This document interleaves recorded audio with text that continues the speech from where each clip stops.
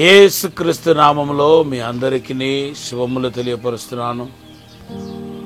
ఈ దినాల్లో మరి ప్రభు యొక్క ఆ శ్రమల గురించి, మన కోసం ఆయన పడిన ఆ శిలువ మరణాన్ని గురించి, శ్రమల గురించి, శిలువ మరణాన్ని గురించి ధ్యానిస్తున్నాం. ప్రత్యేకంగా ఈ దినాన్ని వాటి కోసం కేటాయిస్తున్నాం. ఈ సమయంలో యేసుక్రీస్తు శిలువ మరణం ద్వారా వచ్చే ఆశీర్వాదాలన్నీ మీ జీవితంలో లభ్యమవ్వాలని ప్రార్థన చేస్తున్నాను. యేసుక్రీస్తు రక్తం వలన కలిగే రక్షణ మీ కుటుంబానికి సొంతం కావాలని ప్రార్థన చేస్తున్నాను. ఒక బ్రేక్ త్రూ వచ్చిన గాక, విడుదల వచ్చిన గాక, దేవునికి ఆశీర్వాదాన్ని, అద్భుతాన్ని దేవుడు మీకు దయచేయను గాక. మీ యొక్క కుటుంబంలో దూరంగా ఉన్న వారికి దేవుడు ఒక అసాధారణమైన కార్యాన్ని చేయబోతున్నాడు. ఈ వాగ్దానాన్ని ఎత్తిపట్టి ప్రార్థన చేయండి. ఈరోజు దేవుడు మనకిచ్చిన వాగ్దానం ఆదికాండం 28వ అధ్యాయం 15వ వచనం.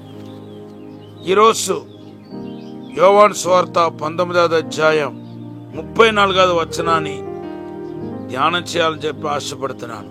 సైనికులలో ఒకడు ఈటుతో ఆయన పక్కను పొడిచెను, వెంటనే రక్తమును నీళ్లను కారెను. చూడండి, యేసుక్రీస్తు యొక్క ఆ అంతిమ యాత్ర గురించి ఇక్కడ రాయబడి ఉంది.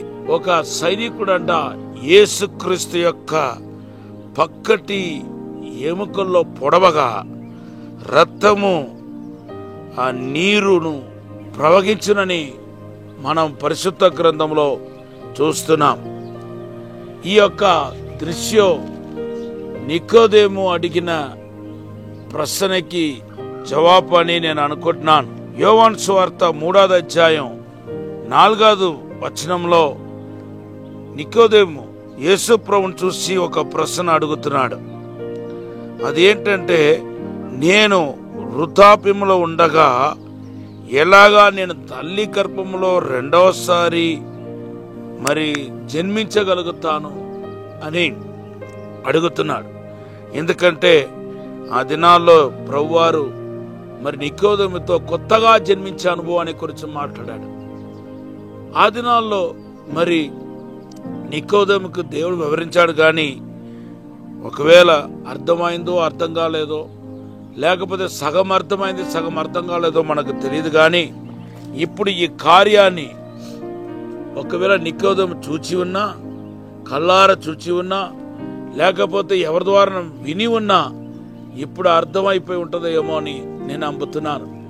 దేవుని బిడ్డలారా, ఇక్కడ యేసు మరి బల్లముతో ప్రక్కటి ఎముకలో పొడవబడటం, దాని తర్వాత రక్తము నీళ్లు రావటం దేన్ని చూపిస్తుందంటే, ఒక వ్యక్తి మరి ఒక స్త్రీ తన బిడ్డకి జన్మం ఇచ్చినప్పుడు జరిగిన కార్యాన్ని మనకు తెలియపరుస్తుంది.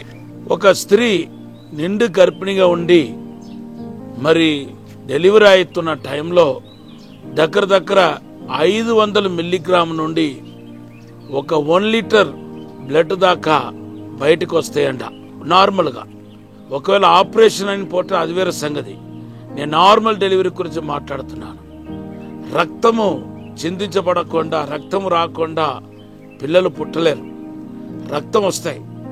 దాంతో పాటు అమోనిటిక్ షాక్ అని పిలువబడుతున్న ఆ ఫ్లూయిడ్ ఏదైతే ఉందో అది కూడా, ఉమ్ము నీరు అంటాను చూసారా, అది కూడా ఏమవుతాయి అంటే ఆ టైంలో లీక్ అవటం అనేది జరుగుతాయి. అయితే ఒక చిన్న వ్యత్యాసం, ఒక బిడ్డకి కొత్తగా జన్మ ఇవ్వటానికి, యేసు ఆత్మీయంగా ఒకరికి జన్మ ఇవ్వటానికి వ్యత్యాసం ఏంటంటే, మొదటిగా ఆ యొక్క అమోనిటిక్ షాక్ అని పిలువబడుతున్న ఆ ద్రవం ఏదైతే ఉందో అది మొదటిగా లీక్ అవటం, తర్వాత ఆ నొప్పి ఏర్పడి ఆ బిడ్డ బయటకు వచ్చినప్పుడు కాస్త బ్లడ్ బయటికి రావటం అనేది జరుగుతాయి. ఇది శరీర సంబంధమైన ఆ యొక్క జన్మంలో జరుగుతాయి. అయితే ఇక్కడ మనం చూస్తే దేవుని బిడ్డలారా, మొదటిగా రక్తం వచ్చింది, తర్వాత పళ్ళంలో పొడిచినప్పుడు నీరు వచ్చినట్టుగా మనం చూస్తున్నాం. అయితే ఆత్మీయ జన్మము మరి శరీర జన్మం వేరు వేరు అనే విషయాన్ని దీని ద్వారా తెలుసుకుంటున్నాం.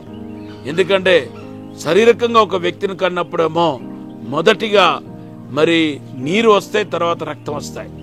కానీ ఇక్కడ మొదటిగా యేసును పొడిచినప్పుడేమో రక్తం వచ్చింది, తర్వాత నీరు రావటం ప్రారంభమైంది. ఇది దేన్ని చూపిస్తుందంటే ఆత్మీయ జన్మం వేరు, శారీరకంగా కన్నటం వేరు. మనలను యేసు ఆత్మీయంగా కన్నాడు. యేసు రక్తంలో మనం కడుగబడ్డాం, మనము శుద్ధీకరించబడ్డాం. యేసు యొక్క రక్షణ మనకు వచ్చింది. మనం నూతన జన్మ ఎత్తిన వారు. ఈ నూతన జన్మ ఎత్తిన వారు అందరూ పరలోక రాజ్యానికి వారసులు అవుతారని యేసు ప్రభు చెప్పాడు. కొత్తగా జన్మించే వారు ఎవరో వాళ్ళందరూ పరలోక రాజ్యానికి, దేవుని రాజ్యానికి అర్హులు అవుతారని యోహాను సువార్త 3:3లో చెప్పాడు.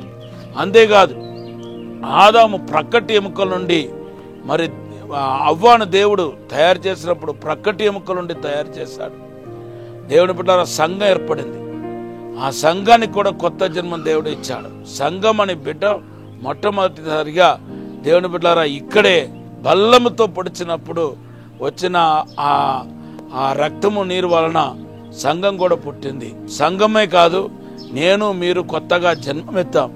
యేసుక్రీస్తు పొడవబట్ట వలన ఎంతో నొప్పి బాధ ఏర్పడి ఉంటే కానీ దానివల్ల మనకు కొత్త జన్మము యేసు ఇచ్చాడు. కాబట్టి మనం యేసును స్తుతించాలి, యేసును గణపరచాలి. ఆయన చేసిన పుణ్య కార్యాన్ని ఈ దినాల్లో జ్ఞాపకం చేసుకోవటం ఎంతో మంచిది. దేవుడి మాటను దీవించినగాక.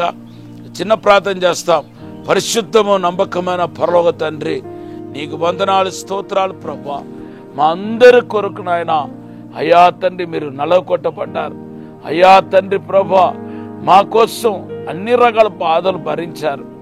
మీ యొక్క శ్రమ వలన, శిలువ మరణం ద్వారా మా పాప క్షమించబడుతున్నాయి, శుద్ధీకరించబడుతున్నాం, కొత్త జన్మ ఎత్తుతున్నాం ప్రభువా.